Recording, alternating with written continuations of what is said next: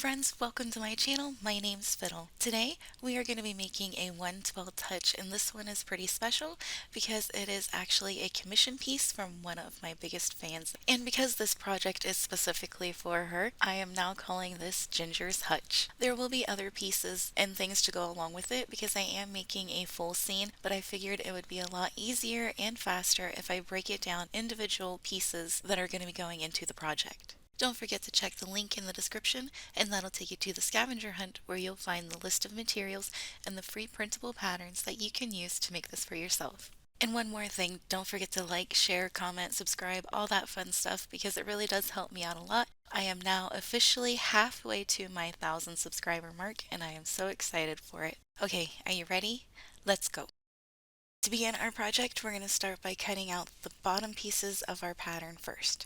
They are the ones marked out in the top right corner. And you'll also notice that some of them say wood. For these few pieces, I used wood for them. You can use whatever material you want. The rest of it was all on chipboard. You will also see with each pattern piece that there is a times number, and that means that you will need more than just one of them, and the number indicates how many. And although your pattern is for a 1/12 scale, I am making a smaller one, but the process for making them is exactly the same for both. If you would like a smaller version, let me know and I can send that to you. Just comment down below.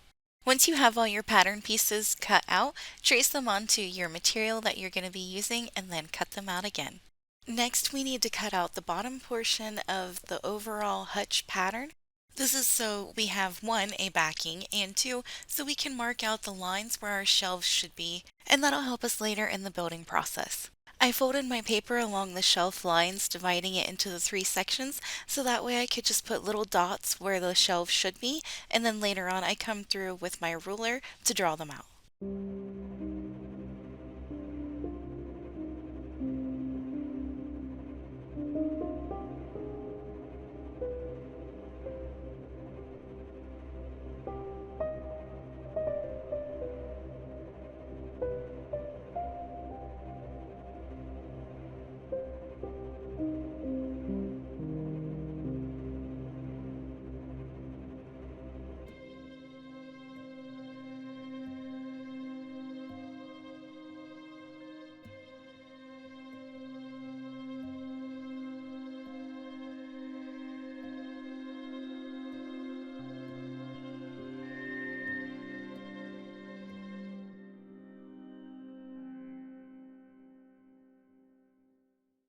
Once you have your lines drawn out, cut out your cardboard piece just a little bit bigger than what you've drawn.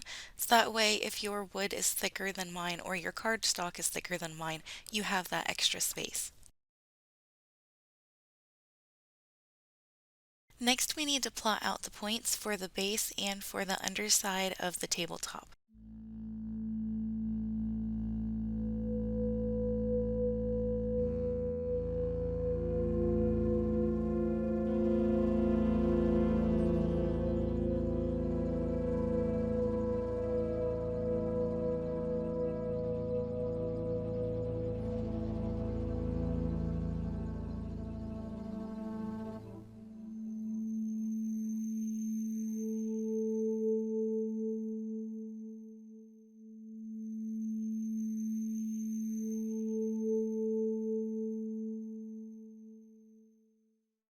Okay, now we're ready to start gluing. The first two pieces we're going to glue together is the back piece you just made to our base.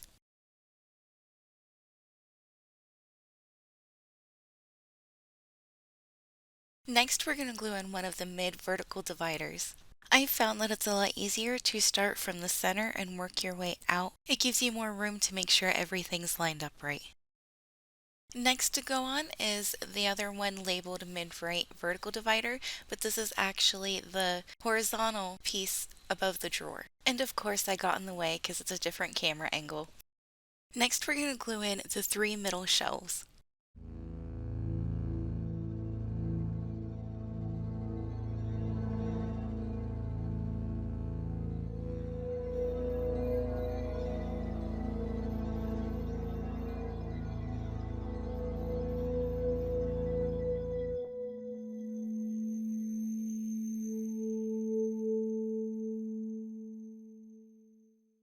The next piece we're going to glue in is the other mid-right vertical divider, but I noticed that mine was a little bit too long, so I marked it and trimmed it so it would fit right. And you can also do this with the other pieces as well if they don't fit exactly.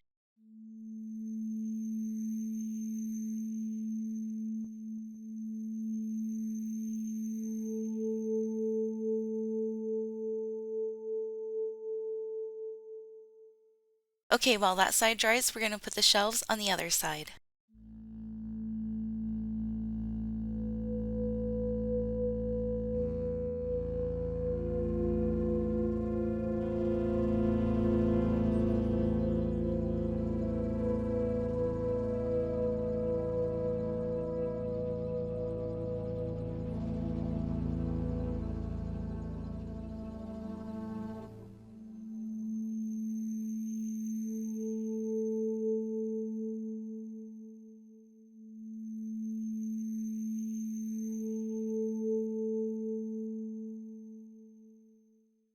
And one last shelf on the other side, and of course my head gets in the way again. Sorry guys. And a tip that I've given in my other tutorials, you can use rubber or silicone clay tools to wipe away glue in spots that you can't reach. Now that we've got all the inside pieces glued together, we can glue on the outside sidewalls.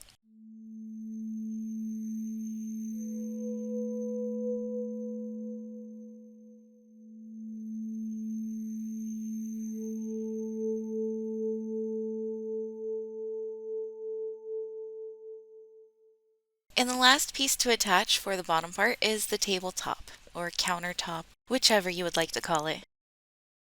Now that we've got the bottom part put all together, we're going to move on to the top part. And it'll very much be the same process as we did for the bottom. Start by cutting out the upper half portion of the hutch itself and all of the pattern pieces on the lower half of the paper. And just like we did before, we need to mark out all the places where our shelves are going to be going.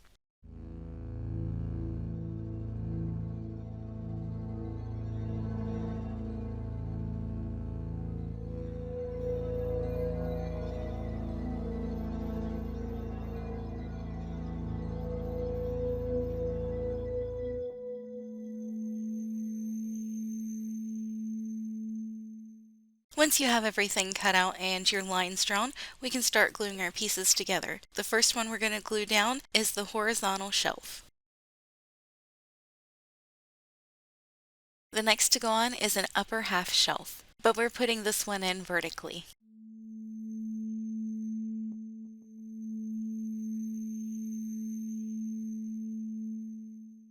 Before we get too far into the assembly process and while we still have the space to do so, I wanted to add a little bit of detail to the backsplash on the upper portion of the hutch. I use toothpicks, but you could certainly use skewers for this if you are making it in 1/12. Measure and cut your sticks to fit the large area towards the bottom of the upper shelf. Add glue to the backsplash and then start adding your sticks. You can use a tool to make sure that they're all lined up and meet flush against the dividers.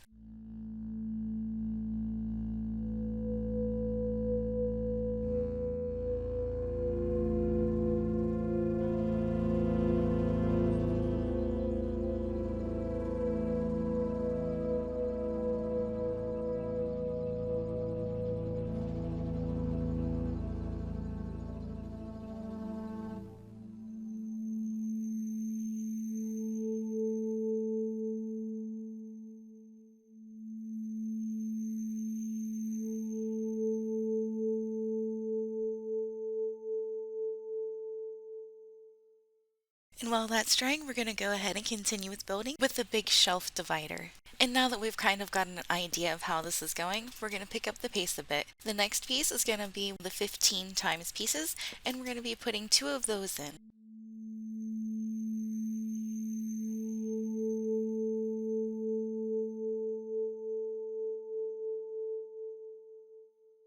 Next is a big divider, vertically against the 2 smaller shelves. Now back to the smaller shelves, you'll need 2 of them just like we did on the other side.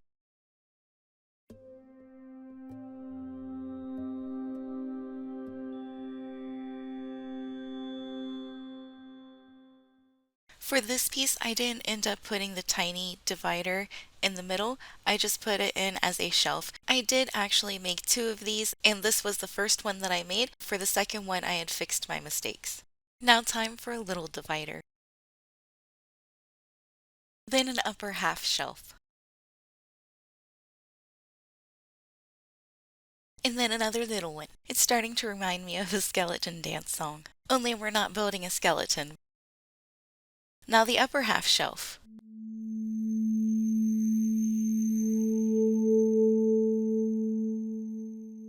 And back to the tiny shelf. Since I feel like I'm going on repeat, I'm gonna let the spooky music play. And I have to say, it kinda reminds me of the music from the beginning of Dark Crystal. Does anyone else hear it, or is it just me?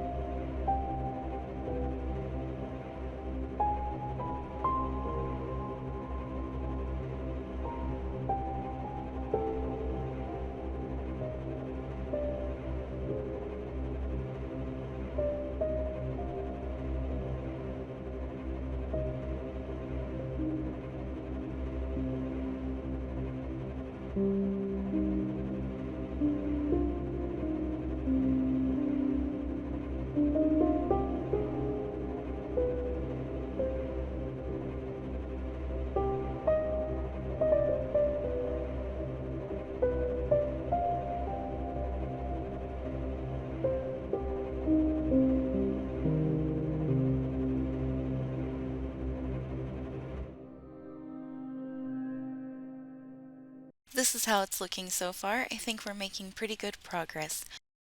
We have one more tiny shelf to add in before we can put on the sides.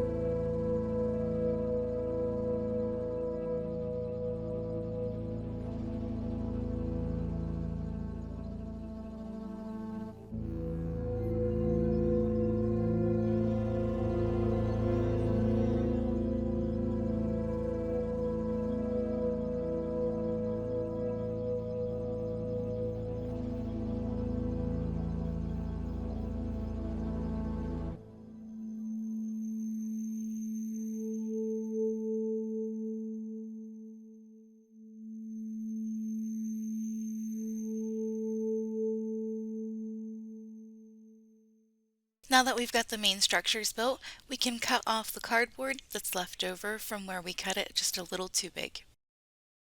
When you have all of the excess cut off, we can join our two pieces together. And here's a look at the first one that I made compared to the second. It is just a smidge bit bigger, but they are still smaller than 1/12. Now we're ready to move on to the doors and drawers. To get started, cut out all of your pieces from the pattern page 2. Set those aside for now, and we're going to start making the hinges. For this, you'll need really thin strips of baking pan aluminum, jewelry head pins, and teeny tiny seed beads. You could use toothpicks instead of the teeny tiny head pins for the bigger 1/12 size. Start by coiling your aluminum around your toothpick until you've made about 3 rotations. It can be a little troublesome to get the aluminum wrapped around in the first go, so it might take you a few tries. You can use a pair of pliers to help get you started. Add a seed bead and then add your aluminum piece to it. Keep the tail from the aluminum kind of long. That's the piece that we're going to use to glue it to the hutch itself. Repeat the process, alternating back and forth between aluminum and seed beads until you have 4 pieces of aluminum and 5 seed beads. You'll need 5 sets of these altogether, 2 for each big door and then only 1 set of 4 for the little door. Next, trim all your tails evenly, but make sure to make them long enough that you can glue them to your cupboard. To make sure everything stayed in place, I tried a little bit of an experiment and used some UV resin on the end bead to help hold everything on. But you do have to be careful not to get any of the resin on your aluminum and that it still sways back and forth so we can open the doors. An alternative to resin would be E6000. Once it's completely cured, cut off the excess. Now we're ready to attach the doors. I used regular tacky glue for this because I knew that I was going to be putting paint over it and super glue on it, so I was pretty sure that they will be stuck. But if you wanted to, you could also use resin here too.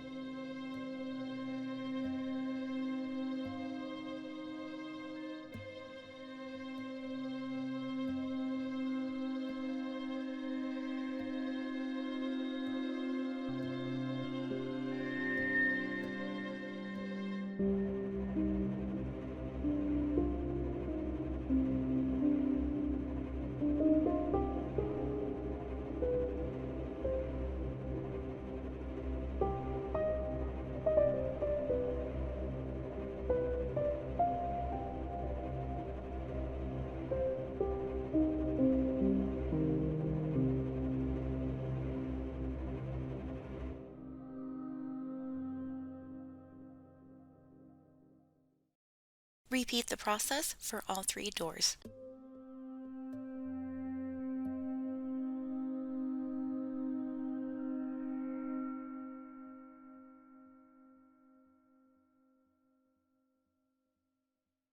Yay, it works! And while we're waiting for the hinges to dry, we're going to go ahead and make the drawer. You should already have your pieces cut out from earlier, so I'm not going to go into that now.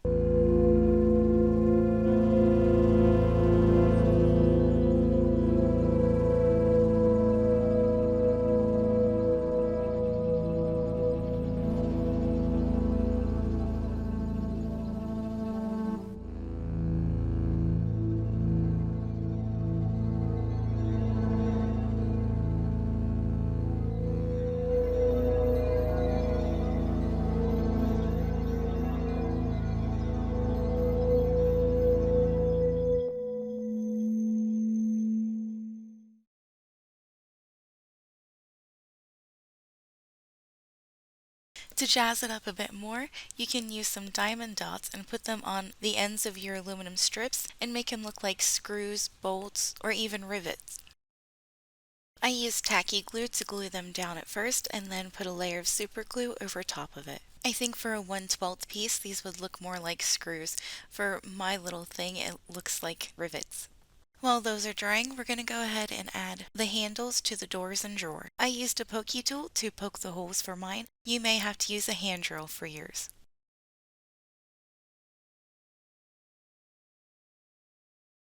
I used the same jewelry flathead pins that I used for the hinges. For the 1/12 size, fancy-ended toothpicks make really good handles. Once I had them set in place, I trimmed the back as close as I could get. To make sure my door handles weren't going anywhere, I resorted back to resin and just put a dab right over the end.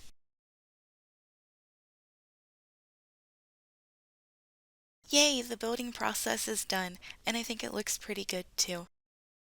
Now we can move on to painting. To keep with the dark spooky theme, I gave it a nice coat of solid black.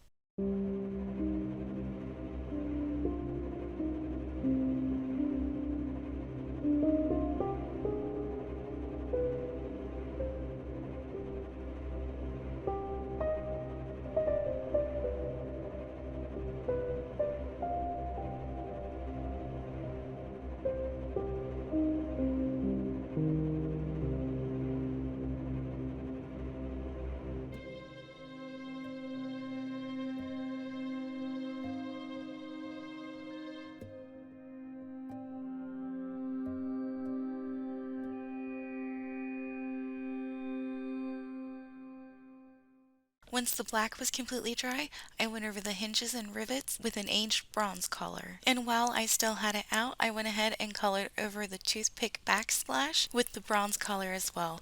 And once it was all dry, I did go back over with a watered down black to make the details pop and give it a little bit of age.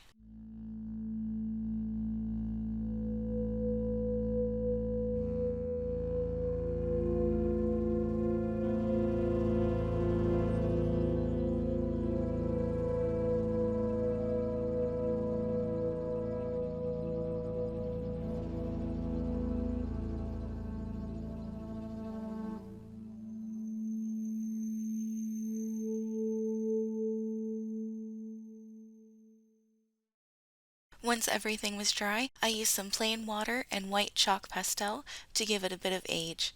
First, you put down some water with a clean paintbrush, and then you use a dry brush to add the chalk pastel to it, and the water helps it stick. I used this process for a few other of my projects, and I haven't had a problem with the chalk pastel falling off. And with that, it brings us to the end of our tutorial. I hope this gives you some ideas for your next project.